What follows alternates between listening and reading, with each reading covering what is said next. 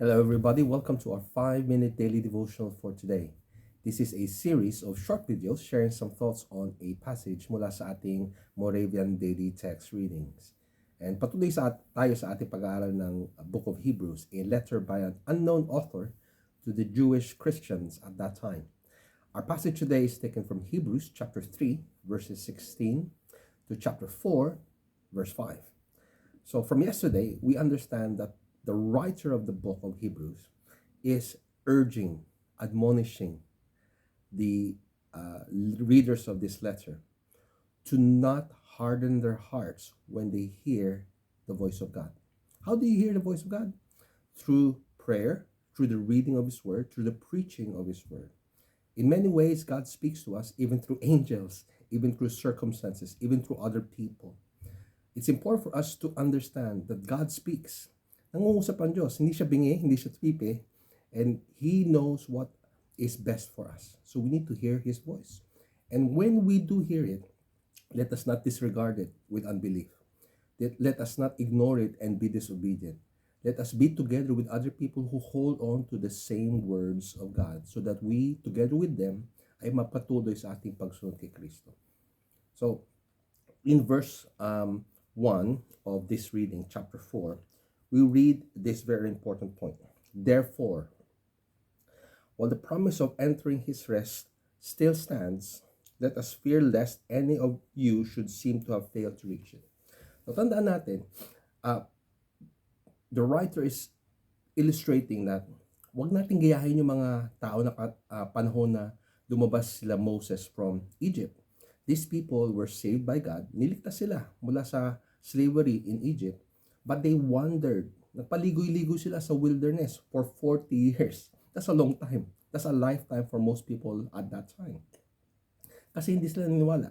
Kasi nagrebelde sila. Kasi they chose not to obey God. They heard God's voice through Moses, and yet they disobeyed. When the writer says they did not enter His rest, they did not enter into the promises of God for them to enter the promised land. 40 years lang paligo-ligo sa wilderness, 40 years na at isa-isa lang namatay. The writer is now saying the invitation, okay, the promise is still there. Pero huwag natin gayahin itong mga tao na nagrebelde ng mga panahon ni Moses. They rebelled, they disobeyed, they chose not to hear and follow God's voice. They basically hardened their hearts. The invitation is still there. But we should take notice. Huwag natin silang gayahin, yung mga Israelita noong time na yun. Now, the good news came to them. Ito yung sinabi niya, for good news came to us, just as to them.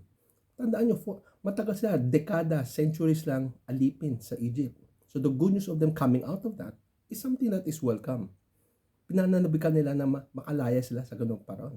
So the good news came to them, pero they still chose na wag maniwala, wag sumunod, wag magpasakop sa Diyos. Are we going through the same pattern?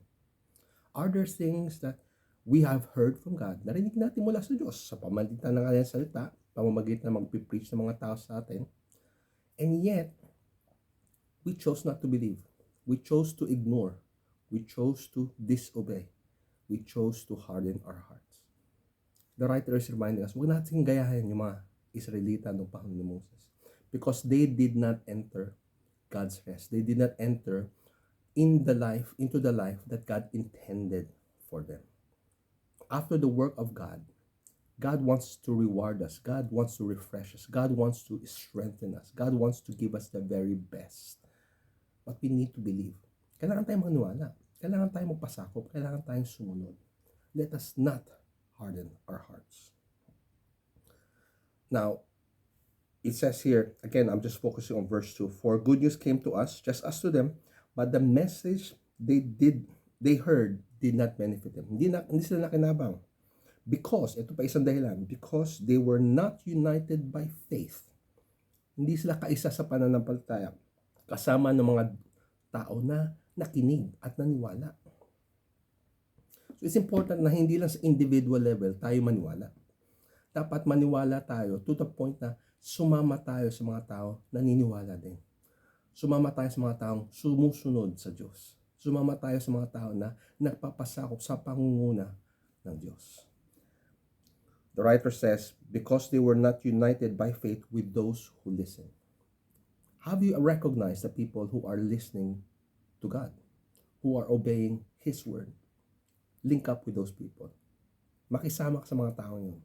Together, it will be a lot easier to follow God's word.